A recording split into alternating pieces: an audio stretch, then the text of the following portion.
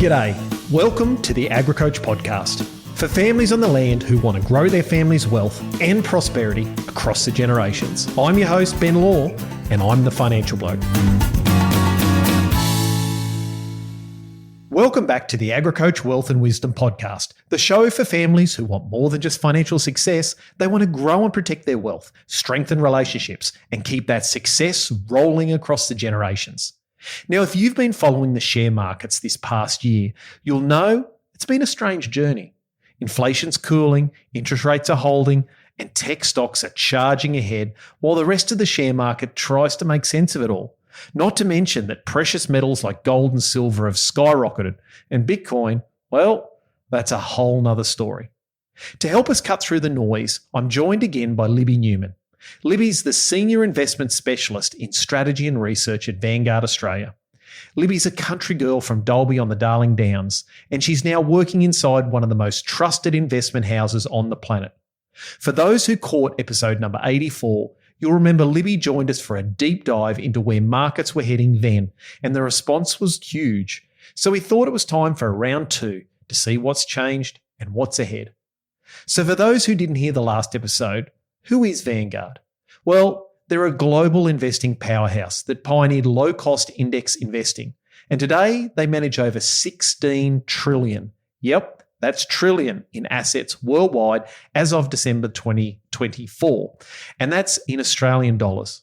They're known for their long-term disciplined approach, which fits perfectly with how we think about wealth and legacy here at AgriCoach. In today's chat, we'll unpack how major markets have performed and what's been driving returns, where Vanguard views the market will head over the next 12 months, and finally, whether the AI and tech boom still has legs or if it's time for a breather. If you want a grounded, practical take on what's really happening in the share markets and not just hype, grab your notebook and settle in. But first, you know the drill. We've got to keep the lawyers happy with a disclaimer. The information contained in this podcast is general in nature and for educational purposes only. It's not financial advice or legal advice. Don't act on anything you hear today without getting advice for your particular situation. I'm a former financial advisor, but I no longer am licensed and can't and won't give personal advice on this podcast. More importantly, this is not a recommendation or an endorsement of Vanguard as a company or investment manager. So now we've got the lawyers happy and they're all smiling. Libby Newman, welcome back to the show. Yeah, it's great to be back, Ben. Good to see you again. Yeah, it's only been just over a little bit of a year, so we try to get you back at least once a year to be able to give everyone a bit of a snapshot of where things are at. Yep. No, it's good to be back. There's been a little bit going on in the market. There has. We'll get into that. Yeah, it has. It's been a big year, and if I look at, like, I've been out of financial advice now 4 years, Libby, and I watch the market still regularly. But I mean, if you look at it, markets are across the board are right up at all-time highs. I mean, the S&P, the ASX, the Nikkei, they're all at record highs. And at the same time, you know, we've got the safety assets like gold and silver have absolutely gone through the roof, especially over the last couple of weeks. And so my guess is for investors that feels a bit strange where risky assets and also safe haven assets traditionally have all gone up. And, you know, we want to talk about what's driving this. But before we start, crystal ball gazing, I suppose you'd say, I want us to sort of go back and say, from your point of view, how have the major markets gone, specifically the US and Australia, and what stood out the most to you over that time? Yeah, no, good question. So I think the first thing is, to your point about markets making new highs, is that's a natural feature, like it's a feature, not a bug of markets. Essentially, they do go up over time, and there are episodes when they sort of contract a little bit, but they do tend to make new highs. So I've had a couple of conversations this year with people going, oh, markets are making new highs. Should I be scared? It's like, well, yes, we're taking today's returns from tomorrow in some respect, but it's a natural feature that markets are going to continue to make new highs. And I guess in terms of what's been driving that, I was on the road in early April, which you might remember, it was when all the tariff, it's on again, it's off again, like all that was going on. So that was, we've certainly had a bout of volatility, and we had a reminder in the last couple of weeks, just before we recorded this, again, that some of those tariff tensions, but mostly between the US and China, are still around, and so causing little bits of volatility every now and again. But yeah, by and large, the equity markets have recovered pretty strongly since that volatility. If we look at it from a global context, probably Europe has been a little bit more of a driver this year than the US. And given we've had some very, very strong years in 2023 and 2024 from the US market, it's probably natural that you might have a little bit of that. Europe was mostly driven by a big fiscal package that we saw in Germany. Japanese markets actually been doing okay. Obviously, they've had some political issues in the last couple of months as well. And emerging markets have also done well. So it's probably been a little bit more balanced year from a return perspective. From the Aussie market perspective, the banks have, particularly CBA, have continued to sort of be a driving force in our local market. What surprised me, I guess that whole stuff around the tariff announcements initially was much larger than anyone in the market had anticipated, much larger than our economists anticipated. And I felt a little bit sorry for them because they were, putting out data, and then the next day they were throwing basically all their work in their virtual waste paper bin. So eventually they put out a slide and said, right, if this is where, it's essentially a bit of a sliding scale. So it's like, this will just show you wherever tariffs end up, this is what we expect from growth. Largely down if tariffs are higher, and inflation largely up if tariffs are higher. So it just gave a bit of perspective. Yeah, so since then, probably the equity markets and the interest rate markets, which are big but not as many people are aware of them, the bond market, they've probably behaved, and the currency markets have behaved a little bit differently. So I think, largely speaking, since the tariff announcements in April, the equity markets just sort of moved on and largely forgotten that was a thing. So got on with business, so to speak. The share market just went, we'll ignore that. Let's just get on with it. Yeah, it's like, yeah, it was a thing then, but I think, what was the term, taco? It was a little bit jump always chickens out. So they're sort of going, it's going to be a big flashy announcement, but it's probably not going to be as bad as we think. So the equity markets largely moved on. The bond market have gone, there's probably going to be a little bit more debt for the US as a nation. That's something they're a little bit worried about. And the currency markets also have gone, maybe the US dollar isn't as shiny as we anticipated. And to your point around gold, which has had an absolutely stellar year, and I think some people treat it as a bit of a defensive asset, but it's actually a fair bit more volatile than most traditional defensive assets. So we don't have an allocation to it in our portfolios, but we also probably don't think of it as a defensive asset because it can be quite volatile, although it's had a stellar year. And if you think about why it's had a stellar year, if people have gone, maybe we don't need to allocate as much to bonds, which are traditionally a defensive asset and are actually a bigger market than the equity markets, all of the global equity markets anyway, if you shave just a tiny little bit off that global bond market and put it into a relatively smaller, more sensitive market like gold, then of course you're going to see pretty significant increase in price, which is what we've seen in the gold market. So that's a little bit of a recap of the year that was. Hopefully that gives you a flavour of how different markets have been responding. It has. It's quite interesting. I've deliberately, before we did this meeting, not read any of the Vanguard papers for the last 3 months, just to be able to make sure that when we come in today, I'm asking questions like a newbie or someone that's interested. So the one that I'm fascinated by is Europe. Obviously Europe's had a productivity issue where they just have, or it seems to be in the media, that they haven't really been growing or driving forward, but there's been, you said, a bit of a fiscal package. So what's happened over in Europe? Have they essentially, to put that in layman's terms, they've spent a fair bit of money to try and stimulate the economies? Is that right? Yeah. Particularly the German government put a fair bit of money to work to try and stimulate the economy. I think there's still, relative to the US, which is a fairly open entrepreneurial economy, it's still got some differences there. But that's sort of largely what drove, and that happened fairly earlier in the year, that rally in European equities. But that's largely what was driving it. Like, basically there was a massive package from the German government which stimulated the German economy. German stocks sort of rallied off the back of that. Okay. And so what have we seen, just to give listeners a bit of a context? So we look at the Australian share market. What has it done over roughly the last 12 months, Libby? Have you got any numbers around that, just to put some context around it? Yeah. So if we look at it's interesting because a lot of the talks that I do are around year to date. But if you look at the year to date number for the ASX 300, just over 11% for year to date. And for a 1 year, and I'm looking here at sort of October to September, a month end, it's around 10.8. So roughly they're very similar, which is sort of what I expected. So pretty, again, if you look at a longer term average, for the Aussie market. So if you look back over the last decade, it's done about 10% as well. So it's pretty much just maybe a touch higher than average, or the last decade or so. And then the US market, if you look at the US market, over the 1 year period, it's done about 22%, but so far this year only about 7%. So if you look back for 23 and 24, so the US market did about 24% in 23 and about 37% last year. So it was probably due for a bit of a quieter year, but most of that is around the tech stocks, although a lot of them have recovered. I mean, I guess the Mag 7, maybe some of the shine's come off Tesla, for instance.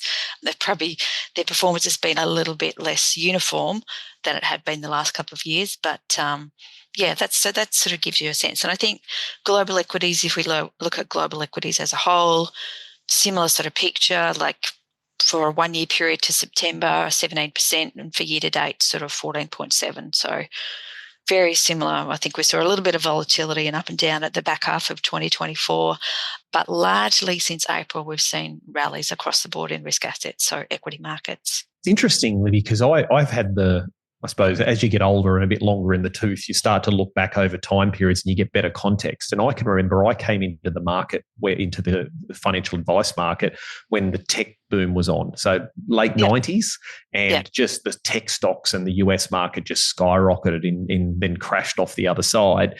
But I can remember doing review with clients, say 2010, and Aussie shares had returned, I think, 7 or 8%. Compounded over time, which is 8 to 10%. I used to always say roughly you can expect, give or take. It's never guaranteed.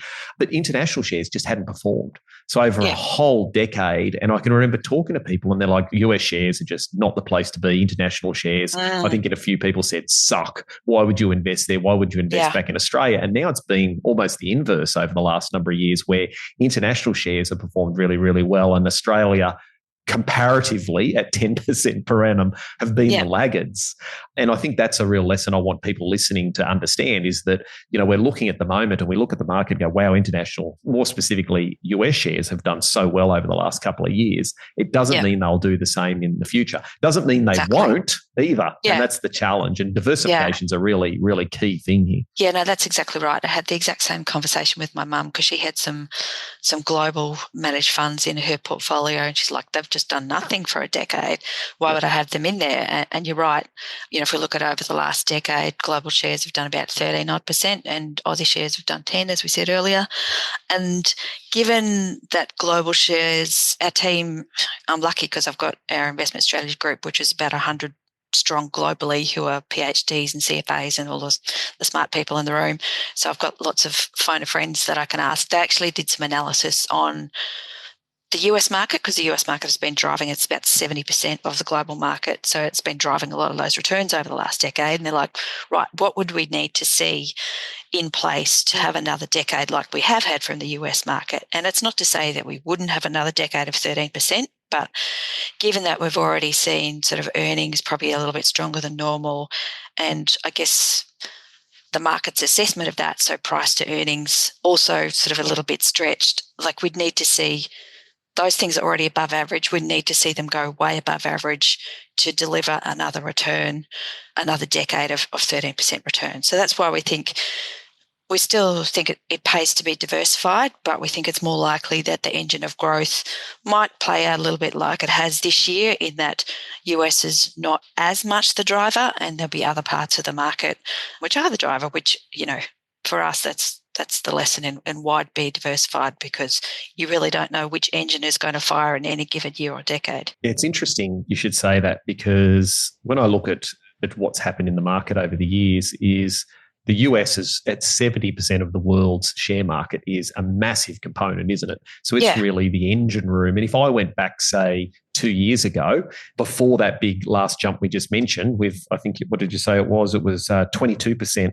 Return was the 1 year return, most people would have predicted that the US would have gone down with Trump coming in. There was a lot of uncertainty. There was talk of tariffs. There was all these potential headwinds and negativities that you would have expected the market go down. So quite often the message you're getting right now is not really the message going forward. And what I want to tie what you just back said there, Libby, was, you said earnings haven't kept up with the prices. I think that's essentially what we're getting with, is that what we're seeing is a flavour coming through where the earnings on the company haven't kept up with the prices. And that's a similar thing in farming. What we've seen over the last decade, or let's say over the last 5 years, we've seen the price of farming land jump up spectacularly, but the earnings coming off that land haven't kept up. And we're seeing exactly the same thing for the listeners out there. Is that's what you've seen. That's what we're seeing in the share market in a lot of places around the world, is the earnings haven't gone up, but the prices have. Is that a good sort of analogy to put together, Libby? Yeah, I guess so. And I think, we've seen different parts of the market benefit from different things. So if you think NVIDIA's case in point, like a couple of, or 5 or 10 years ago, the chip market was really mainly used for gaming, and now it's really the engine, or, the backbone of AI and AI generated. I think people go, mathematically, I've been listening to a few podcasts lately, and computationally, it's computationally intensive to have video stuff going on in a game, and it's computationally intensive to get AI to try and solve these things, and you need to code them so those things happen in parallel. So, that's something that NVIDIA themselves probably didn't really appreciate a decade ago, but it's meant that, it's supercharged their returns. And it's meant that some of those tech names are, the earnings probably are warranted in the space that they're in, but it also means that everyone else has looked at that space and gone, oh, wow, we want some of that. And so competition is fierce in that space. So that's one of the reasons we're quite optimistic as a house on AI as technology. And again, our economics team have done a bit of work on this. And we're quite optimistic that it could be transformational, maybe not to the extent that electricity was in the early 20th century, but it could be transformational for many industries that are probably not represented in the return profile at the moment. So all the euphoria has been focused in those tech stocks, which is where all the action is and focus has been, but that technology is going to be used in businesses like ours, which is a financial services business, banks, healthcare. There's a range of applications for that technology, but a lot of those businesses need to change the processes and change how they're doing things to get the benefits from that. And that's probably where we see maybe in the next 5 to 10 years that you're going to see those benefits play out in the same way that, when electricity first came out, you probably didn't appreciate that, there's a lot of retooling that had to happen to benefit from the manufacturing point of view. But, the benefits like having street lights, meaning that streets are safer and that hospitals you could operate at night, whereas previously you could only operate in the day. Some of those things you probably didn't appreciate until a couple of years down the track. So we're probably in that zone of people are figuring out how it's going to work. And our assessment is that 80% of the roles that are undertaken in the economy are going to be using or leveraging that technology in their roles. And our chief economist analysed what he does day to day, and he goes, this thing would normally take me 6 hours to figure out what inflation is going to be around the world. AI can do it in 43 seconds. Not great for long-term job prospects, but it just means that he's got to think about doing things differently. So, yeah, I know we've jumped ahead a little bit because I think you had that as a topic, but that was something that, we've been doing a lot of work on. Yeah, and I can imagine that because AI, if I look at the share market, you mentioned, what did you call it? The big... Magnificent Seven. Magnificent Seven, that's it. The Magnificent Seven. So do you want to unpack who they are? Give us a bit of guidance around that, because they've had probably a disproportionate increase in the share market over time. They've been driving, what would you call, a substantial proportion of the return. Yep. They are driving a substantial proportion of the return. The flavour of it is NVIDIA, Microsoft, Google, Alphabet, Facebook, or Meta as it's called, and Tesla. Those types of stocks have really been... really strong tech. Yeah, really strong tech. Well, the big Silicon Valley tech entrepreneurs that feature in the headlines, those, well, except for Microsoft, which is not in Silicon Valley, but mostly those tech stocks have been driving the returns, and to varying degrees have been playing in the AI space or been benefiting from it because they make the chips that you need to have to do AI. So that has been where all of the returns, or a lot of the returns have been. If you strip out those Mag 7, the rest of the 493 stocks in the S&P 500 have been largely flat. So, if we look at our long-term valuation metrics, those tech stocks look expensive, but there's some reasons why those high prices are justified. Like they've Yes, had... yeah, because it's exponential growth in their capacity to be able It's to generate returns. Yep. Yes. So not only have they had really great earnings because they've been the hot stocks, but they've also had better access to debt funding. And I imagine your listeners will also be familiar with this. So they've largely bypassed the whole rate rising cycle that we've had in the US and rates coming down again because they access markets directly. And during that period when rates were super low, they did what a lot of Australians did with their mortgages and termed them out as long as possible, to the point that they actually missed the whole rate hiking cycle. So they've benefited, not only have they had great earnings, but they've also benefited from pretty much zero cost of debt. And then many of them had pools of cash, which they were earning more on as well. So they had a few things that were really, supercharging their returns, apart from just the earnings. Yeah. Without the Magnificent Seven, the rest of the S&P, well, what's that, 493, Yeah. the S&P 500 were flat. So we're seeing flattish. Flattish. Yeah. Is your research team sort of worked out what's the reason behind why they're flat at the moment and then grow? Because we're seeing a share market going up, but we're seeing 7 stocks driving the market, and we're seeing the others are a little bit flat. What's behind that? I haven't dug into so much that, but it's not unusual that you only have a handful of stocks that are driving the market.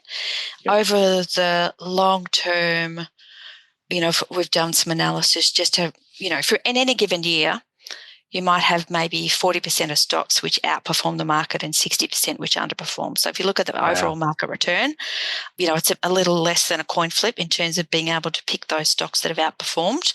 If you look at it over a 20-year period for the Australian market, only 8% of stocks outperform over that period. So you've got a 93% chance or 92% chance that you're actually going to do worse than the index. Wow. Yeah. So... Can I just pause you there, Libby, and just say, so in the US, 60% of stocks will underperform the index. And just for anyone listening, the index is essentially the average. That's what the whole generated market returned. And 40% underperform. But in the Australian market... That was actually, sorry, those numbers were actually for the Australian market.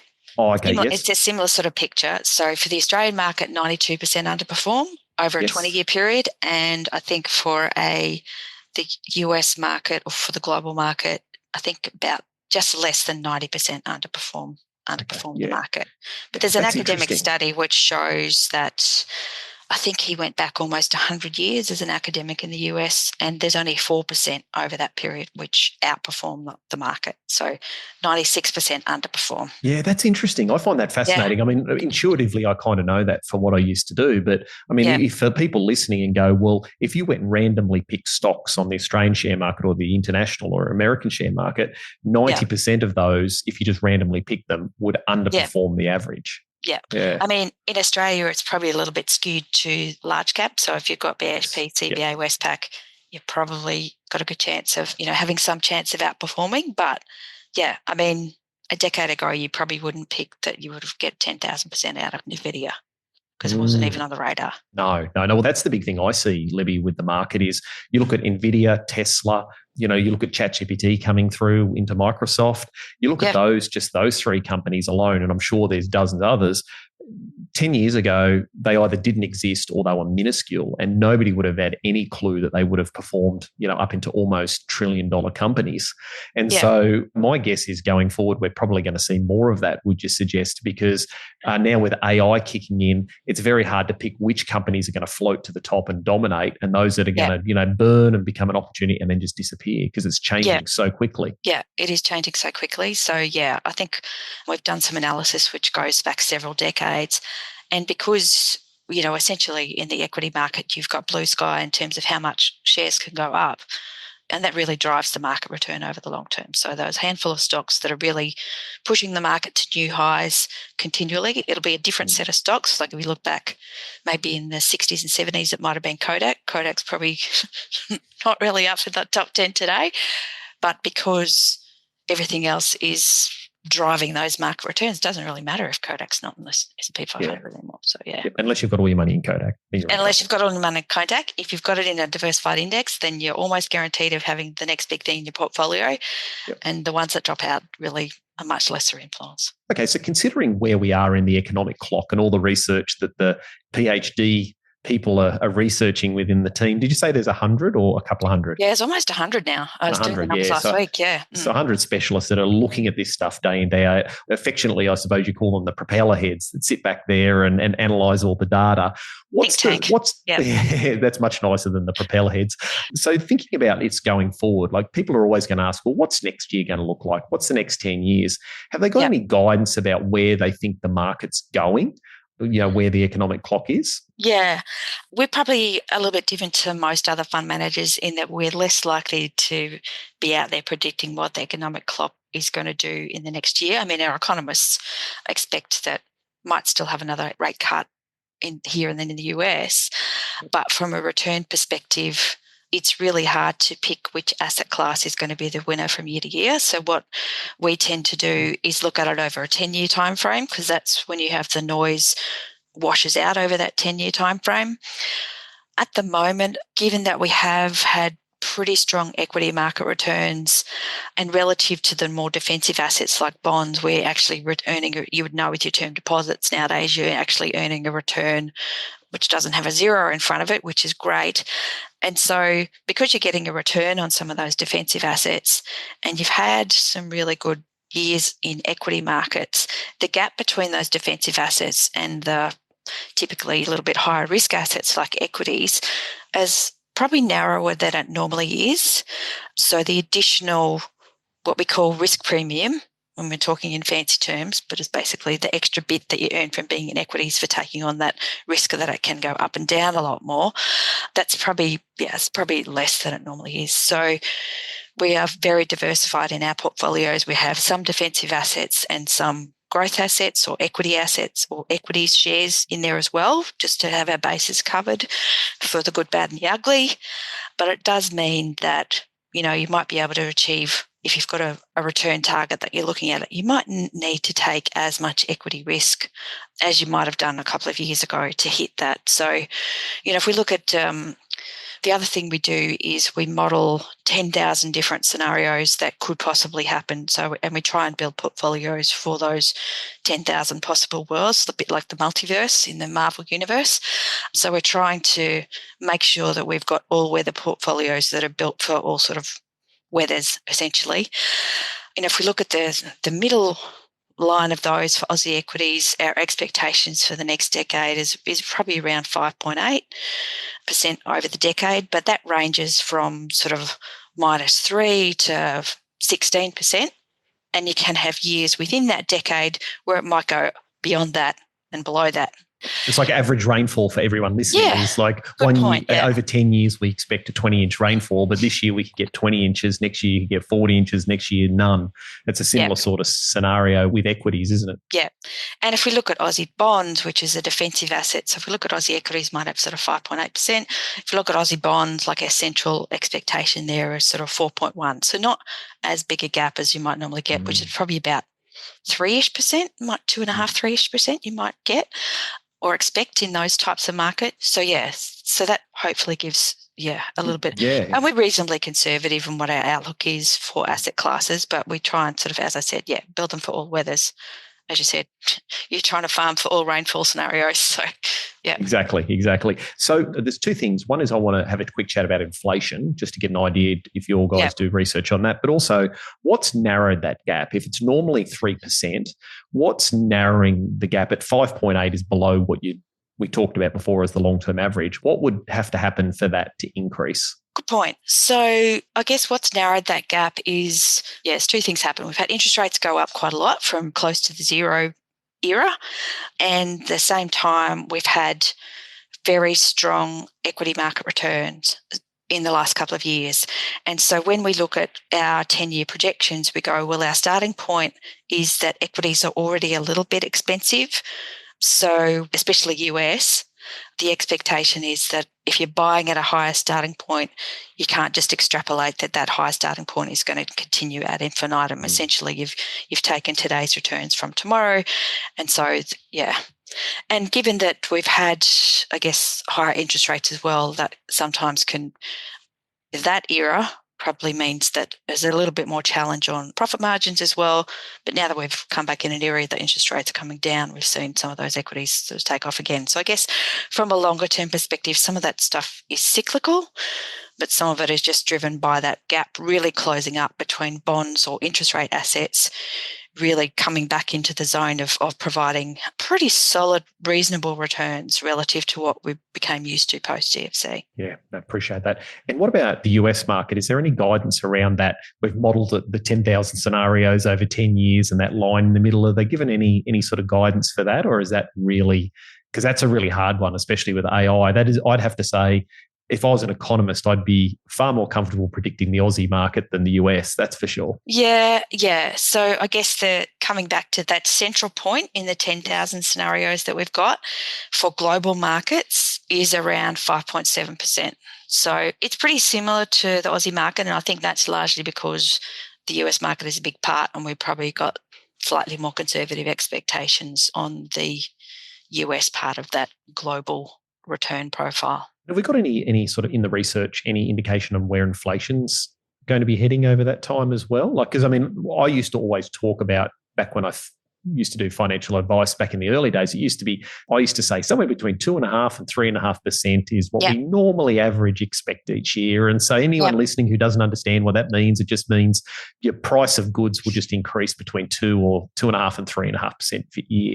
Is there got any guidance around what that might look like over 10 years? Yeah, similar sort of thing. So it hasn't really changed much since you were doing that.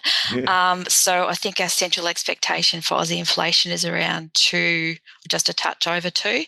That's largely because most central banks have a target that they're wanting inflation to be at. And for Australia, we have a range of around 2 to 3% that the RBA likes to have longer term inflation running at. And for the US, I think they're trying to hit 2. And lots of other central banks don't have a range, they're just targeting 2. So that's why when we look around the world, that the expectation is probably that central banks are going to do what their mandate is. Mostly they're focused on keeping employment on a good footing and then keeping inflation under control. So that's why, mostly we expect inflation to be in that order of the 2-ish and maybe a touch higher in Australia. Yep. Okay, that's good. And so the real unknown is AI, isn't it? I mean, because that could change everything. We just don't know what's coming in the future. Some new NVIDIA comes out, or some ChatGPT or XAI from Tesla comes out and changes the world. That could obviously have some big productivity gains. Yeah. Because obviously, like you said, your chief economist says instead of taking me 6 hours, it takes me 45 seconds. Yeah. So we get these productivity gains, but it also could be disruptive as well because, if all of a sudden the bosses go, well, why do we need a chief economist when we can get this done by ChatGPT in 45 seconds? Then all of a sudden that could increase unemployment. So I'm guessing a lot of this will sort of hinge on where does AI or any disruptive stuff like AI or Donald Trump putting more tariffs on or a war somewhere. There's a lot of uncertainty now that could put a cat amongst the pigeons, shall I say? Yeah, and I think I've been working in financial markets long enough that every year has had an element of, I don't think I've ever been in the financial markets and said, oh no, this year's like totally, we've got it under control. There's no uncertainty. There's always uncertainty. I guess the other thing which I didn't touch on around AI is that we've also in most developed economies got an aging population. Yes. And so in many parts of the world, what we see happening with the bond market, that defensive part of the portfolio is probably there's a build-up of debt happening. And so, again, coming back to the economics team, they've gone, most people, when they're looking at their scenarios, go, let's just say GDP growth is going to continue at 2% because that's what it's done for the last 20 years, and inflation is going to be around 2%, interest rate's going to be around 4%. We actually think there's 2 more likely scenarios than it's just same. One of those is AI is transformational. We think that's the more likely outcome, probably almost 50% or just above 45% that AI is transformational. But the other scenario is that we have those deficits dominate. So I guess it's the tension between too few jobs or too few people because you have people dropping out of the workforce. So in one respect, you sort of want that AI to kick in to counteract the impact of an increasing part of the population moving into retirement. But that, I guess, is another scenario that's probably the second most likely. So we think the most likely is AI is transformational, but the other second most likely scenario, which is what the interest rates markets have been focused on this year, is that those big deficits which have just been accumulating will continue to accumulate and be a drag on the economy. So just again, for the lay terms, that just means the governments just keep borrowing, Yep. and our debt levels keep increasing. And because I think the US, are they over $30 trillion now? Good question. Roughly. Yeah. Yeah. Anyway, that's something that the market is worried about, that they've got way too much debt. Yeah, it's interesting. The second part you talked about, loss of the workforce.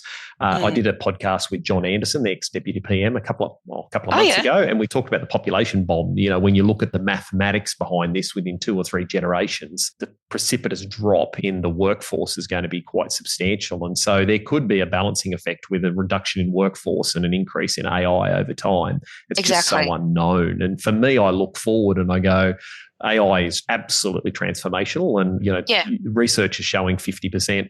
My gut tells me it's probably a lot higher than that, but mine's just an uneducated guess. And I mean that can have amazing different impacts on the share market. It could be catastrophic for a period of time. It could be absolutely amazing for a period of time. We don't know, and that leads me to where I want to wind up with this. Libby, is obviously we're going to have a couple of different sorts of investors out there. We're going to have those that look at the market and go, "It's gone up a heap. The market's going to crash. Let's cash everything in and sell. And then there's going to be others that are going to go, oh, the market's going to keep booming. AI is going to take over the world. Let's invest. So one's going to be right. One's going to be wrong over the short term, but neither are going to be right long term, because long term it always reverts back to the average. So what's one of the real timeless lessons that I suppose Vanguard promotes around investing that takes a lot of that risk out and a lot of that worrying about boom versus bust, et cetera? What's some of the key principles? Some of the key principles are around diversification. So diversification, lets you, there's no such thing as a free lunch, but diversification is probably one of those free lunches, like making sure that you've got as many eggs in as many possible baskets as possible means that you're more likely to have the next big thing in your portfolio.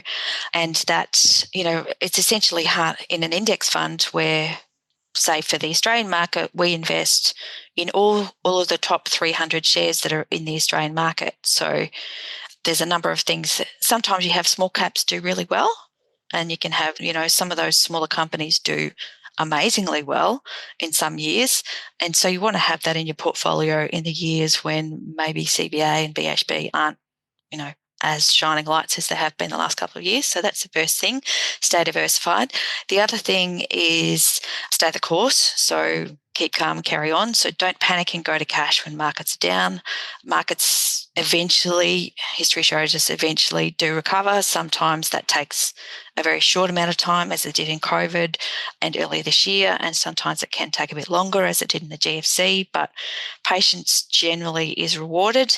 And I guess the other thing is, just making sure other things are not eroding your returns along the way. So if you've got any fees that you're paying, just making sure you're keeping those as low as you possibly can. And it was interesting, I was reading something this morning and there was a quote in there from Warren Buffett, legendary investor, and he said there's no bonus points for the degree of difficulty. So life is complicated enough. Keep your investments simple. That makes that part of your life that much easier to keep track of. Yeah, I think that's some sage advice. And one of the things, because I thought deeply about this morning, one of the things I remember I saw some research a number of years ago, and I used to always talk people through this, was chasing last year's best performer.